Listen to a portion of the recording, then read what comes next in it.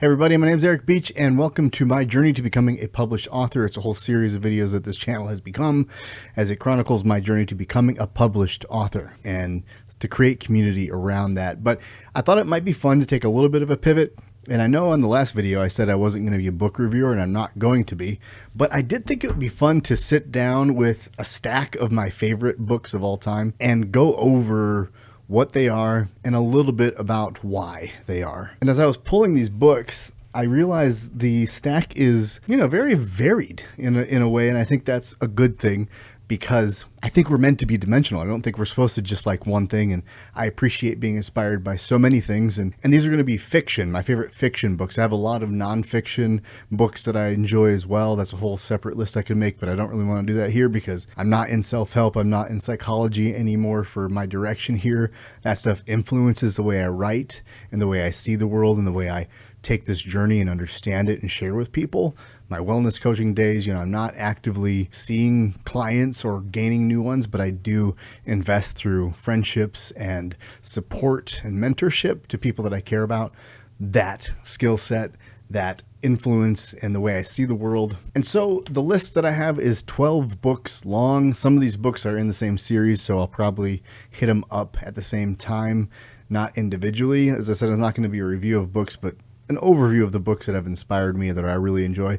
Some of them are ones that I've read really recently, which shows you how deep my fiction history runs. Not very. And also the book that I'm working on now that I'm reading through is, I'll start with this, and that is Kings of the Wild.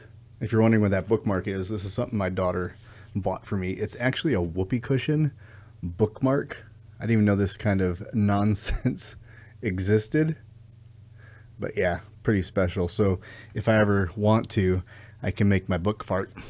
I've been enjoying this one quite a bit. I am, halfway through it. So it's getting into some interesting storytelling. It's really unique in the way that it tells a story. I think that's really exciting because whether you like it or you don't like it, storytelling has different styles. And when you see a new style you haven't seen before, it can make you think about what kind of nuance can I add to my own story? And there's elements of this book that remind me of A Knight's Tale. I don't know if you saw that Heath Ledger movie, but it took the medieval time and put rock and roll into it. And a lot of this book gives me that vibe where there's even some scenes where it almost is set up like a montage, or you can see it playing with rock and roll music and the slow walking and just a more edgy kind of vibe, more modern, but also, medieval at the same time. So it's a really interesting blend of modern language as well as the rock and roll element of it, just from the fact that these are supposed to be like if mercenaries were like touring bands. And so it's just a different take that I've not seen and has been interesting to read. So I'm enjoying that. And so I don't expect that to change. I think I'm going to enjoy it all the way through. So that's number one on my not list, but on the one I'm currently reading. And I did want to pivot because I did start a book and I had to stop. And this happens.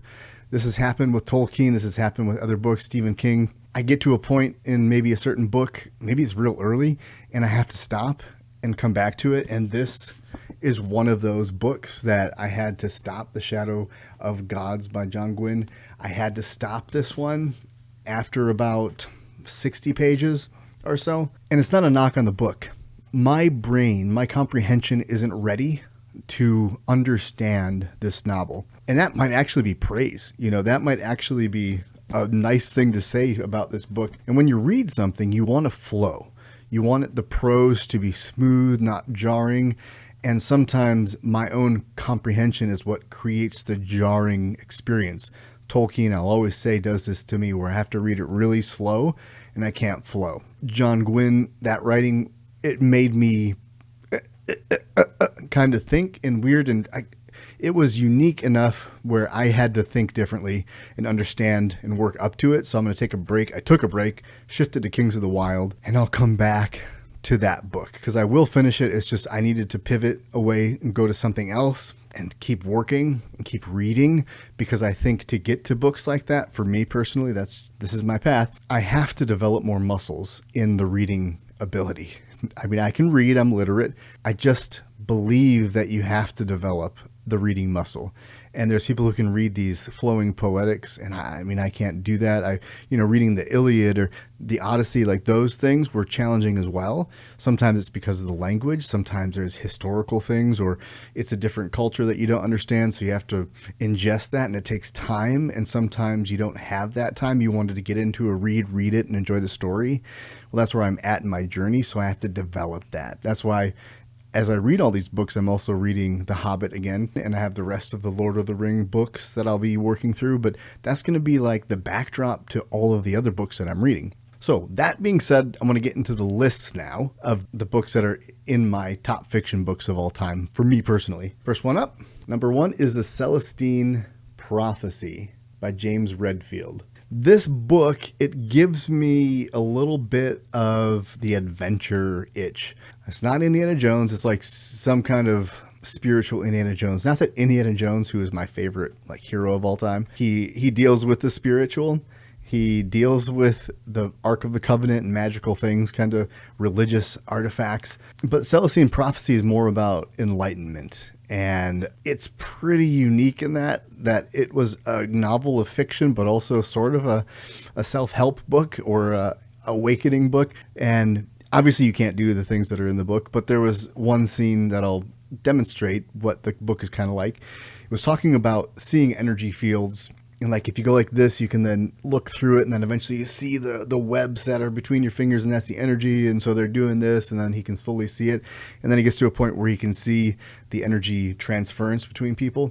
And we can't see that, but it's something we all have felt. Like walking into a room, there was a fight there. That's sort of what this talks about. Is it leaves an energy signature. And when there's this child who's happy, there's radiating this big energy field, and then in comes the angry mother who had just fought with the husband and then attacks, and then her energy field, the mother is small, and as she's yelling, her energy field gets bigger and the child's gets smaller, and then she leaves once her energy field is filled up. And so it's sort of explaining why that happens. It's a psychological principle, but in this way, it made it kind of a fun fictional adventure that visualizes a concept in a way that can be tangible and make sense in a new way, where you're like, oh my gosh, that's like the energy vampires, right? The people that just suck the life out of you because they won't leave you alone. So it was a fun way, as I was learning about myself and my own healing as far as the mental health stuff that I've struggled with my whole life.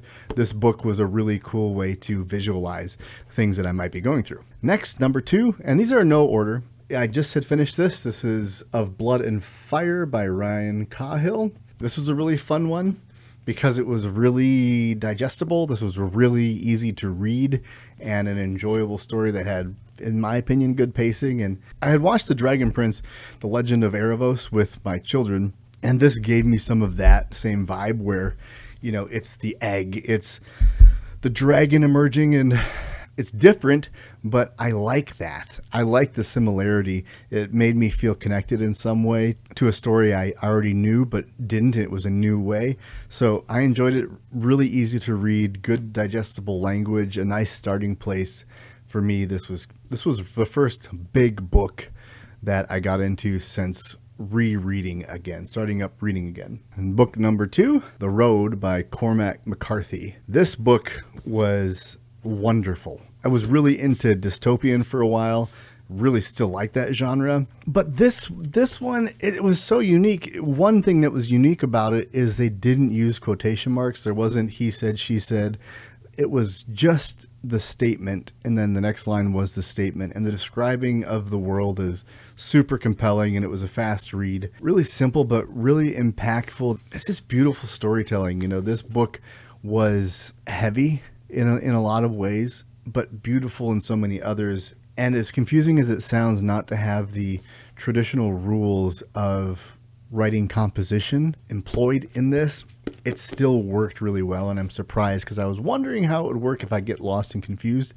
It didn't lose me. It didn't confuse me. It was just a wonderful journey that a lot of people have resonated with and are afraid that this will actually happen. I'm not one of those people, but I love the book. Sticking with the dystopian novel, we have number 3, The Wall by John Langchester. A nice short read, very easy to understand. It starts one way and then you end up in this completely other place. It's very much inspirational in my own Bleak novel, in the sense that it takes you from a very closed off world and then expands it. Even though it doesn't become a big world, it still expands the world from one environment to a completely different one in a pretty cool way. And the stuff that they get into in these amount of pages is super cool.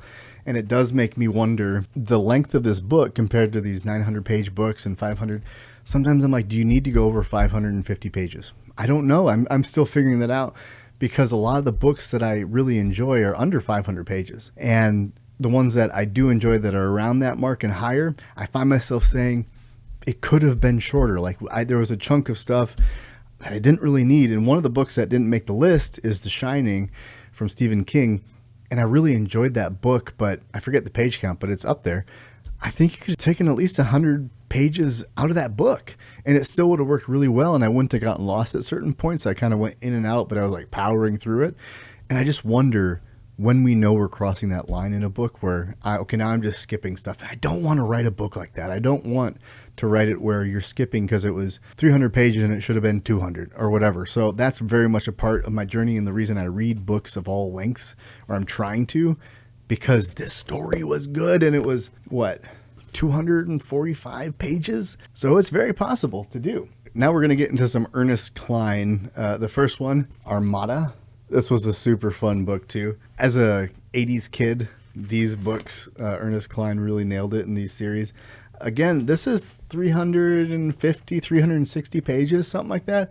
A lot of great story in here. This is, I think, almost as long as a book needs to be. But, I don't know. I don't read this going, oh my God, the poetry is so exquisite. It speaks to me on a nostalgic level, but it's also really well written. The story is fun. It is compelling. It's exciting. And like I said, there's the nostalgia. It's all wrapped up. It's like reading in a warm blanket of compassion and care that someone who's been through an experience like you has experienced a part of history and has retold it in such a powerful way that it evokes that. Super cool. Then the next two, Ready Player One and Ready Player Two. Ready Player Two, again, 358 pages here. And Ready Player One was around 310. This book it shocked me. This was one that I didn't like the cover. I was like, but I heard enough people recommend it to me. People who don't read were recommending this book. And so I finally did it and I loved it. Again, same thing as Armada, the same thing of nostalgia, the same thing as, it's not this flowery poetic writing, but it's a damn good story. And it's really interesting and takes my love of video games and takes it to the next level. And it's just a wonderful adventure to watch the character go from the squalors to essentially where he goes to without spoiling any books. Ready Player Two, on the other hand, same thing, except now I'm trying to say it without giving away the ending of Ready Player One or anything, but it's interesting because this book, it wasn't as good, in my opinion, as the first book, but it tackles an interesting perspective, and that is this idea of the second album. So when you have your sophomore album, it's like the first CD, the first album was great, and the second is not as good, because one perspective was when they wrote the first album, they were hungry. They were feeling the feelings, and then all of a sudden they got wealthy, and then the second album is like, well, we're not connected to that life anymore. And now we're writing from a place of we have everything, so it changes the music. And so the character in Ready Player Two is that. He is now wealthy. He went from poor to wealth. Maybe he was driven to win this thing or do this thing because he didn't have the wealth. Now he has it, and so what's his motivator to go forward? And so it's really interesting to see how he does handle that. So it's not a bad book in any way. It's still one of my favorites. I'm just saying it was a different experience than the first book, and maybe that's just the nature of sequels in a lot of cases. Dystopian. We're just into dystopians, aren't we? 1984 by George Orwell. Anybody ever heard of this book? I don't think anyone's ever heard of this book. But again, 300 pages long, and it was a damn good book. A lot of content, a lot of meat put into these pages, and it was under 500. So I don't know. It hits me in the head like, how long does Bleak need to be? Well, it needs to be as long as it needs to be. And how long is that? But this is just a classic, right? It's weird It's uncomfortable, but it's done in a way that it challenges you in the right ways.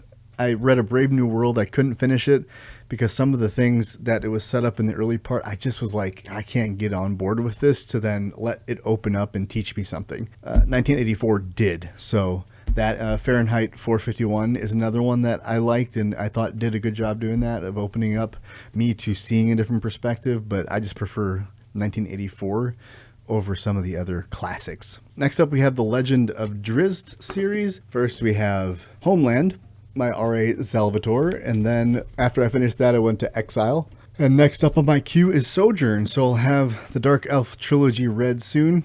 This was one of my first forays into the fantasy realm since getting started here on this new journey, as I was more compelled to write fantasy. And these books, 320 pages, solid length, a really great length. I never felt overwhelmed, like I wasn't making progress. And the story was vast again, and it wasn't extra filler. I find one of the difficult things that I have in my own experience is when the world's too big. Even the start of Kings of the Wild and of Blood and Fire was throwing too many names at me, and I couldn't remember them all. The Drizzt books, they do not do that. There's enough backstory, but not too much, because there is this debate as to how much history you need to give your reader or your viewer and how much you should hold back. I feel like Salvatore does a good job of giving you details, giving you some history, and it only serves the context of what the story happens. Like, now I know why the Spider Queen is so terrible. Now I know why the matriarchal society is so infamous, and how it's rooted in their religion and rooted in how spiders work in real life, that the women eat the men after they have babies. That is part of the arachnid life, so it mirrors that. And then there's a whole religion around it, and it has separate classes of, sorcerers and melee fighters and the high priestess, and you get some of that backstory and how the city works, where you overtake rival houses in secret, and as long as you kill everyone, it's like, good job. But if one person survives, and you're basically punished, and it's horrible. So you understand the rules of the world, but you don't understand the 10,000 year history of this place, where Kings of the Wild, of Blood and Fire, and I'm sure a lot of other books that I haven't read, they do that. In these longer books, a lot of those pages is giving history, and I get lost in it. It's just a preference that I don't have, so I struggle with it. And so I don't think if I write novels, I'm going to do that. I don't think I can. And maybe I'm not brainy enough to comprehend it all, but, I'm not able to follow along. So I kind of numb out and forget and try to focus in on the main characters, and that can be jarring for me sometimes. Great books. I've enjoyed these, and basically I alternate between these books. I go, of Blood and Fire. I do Homeland, of Blood and Fire. Then I'm on Exile, and now I'm on Kings of the Wild. And then I'm going to switch to Sojourn, and then we'll go back to something else.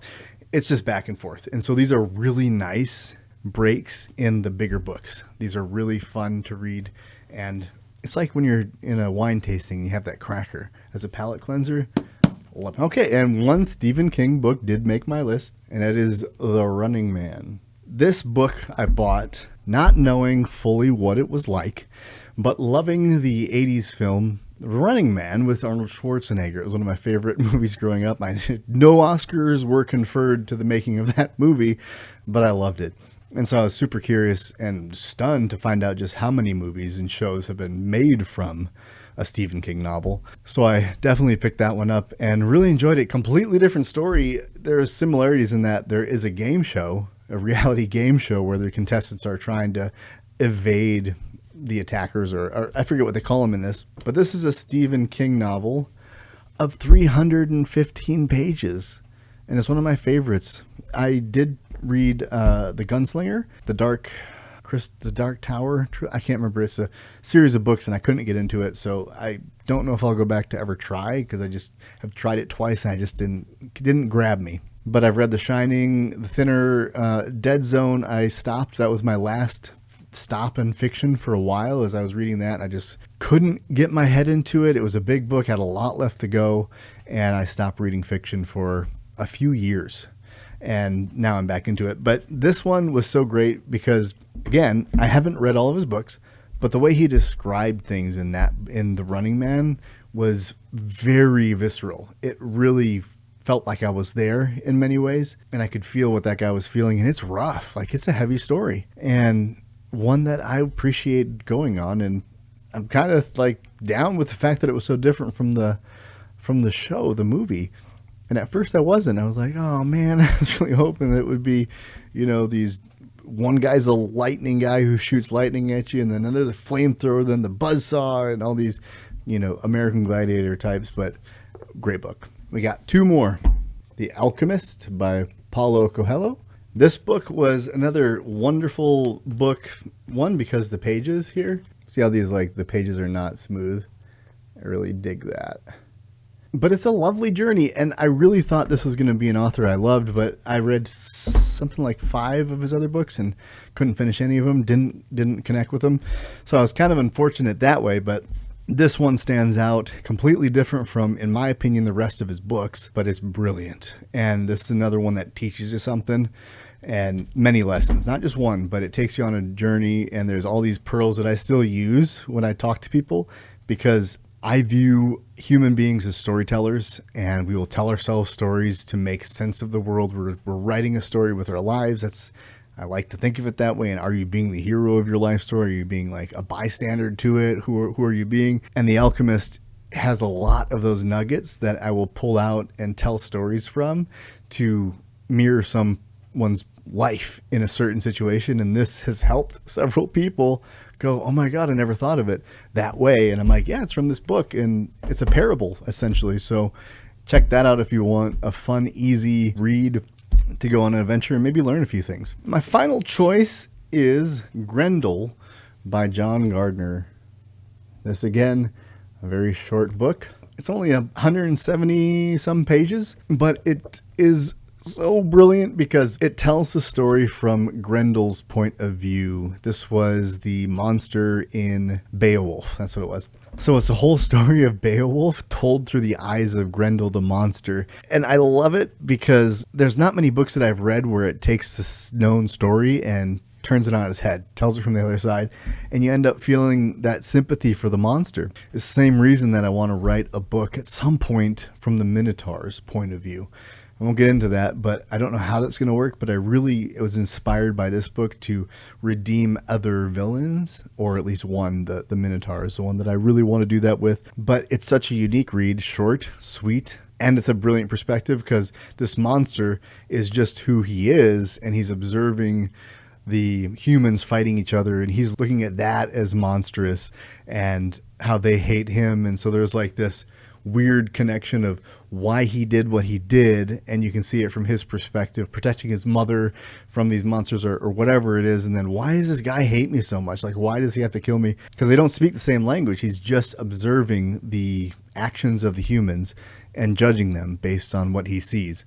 And I think that's a really cool perspective. So it's a highly recommended book for me when people ask me what kind of fiction books would be unique and fun to experience. Short, sweet, good story. So that's my list of books that inspire me or I enjoy in the fiction world, and I hope that you'll check out some of them. If you haven't read them, I'm sure there's plenty on this list that you probably already know because they are not unique or secret hidden pearls, but that's what inspires me. That's what I enjoy. This is what I'm enjoying, and so every once in a while maybe I can check in and let you know what I'm reading, and would love to hear if there's any that you just resonate with in this list, or if you want to share some of the books that I have to read next. I got a list that I'm working through, but would love to hear in the fantasy spectrum, the space, what books really light you up from a perspective of someone who's kind of new to the genre, who isn't ready for Sanderson. I have one Sanderson book that I'm going to start with because it was recommended as a good entry point, and I'll get there. It's just I've read a little bit of excerpts from his books and I'm go, wow, I'm not there yet. If you have any recommendations on other fantasy novels and series I need to get into, please let me know. I've got a few on the way, and hope to hear some of the ones that I plan to read are in your recommendations as well. So until next time, journey well, my friends.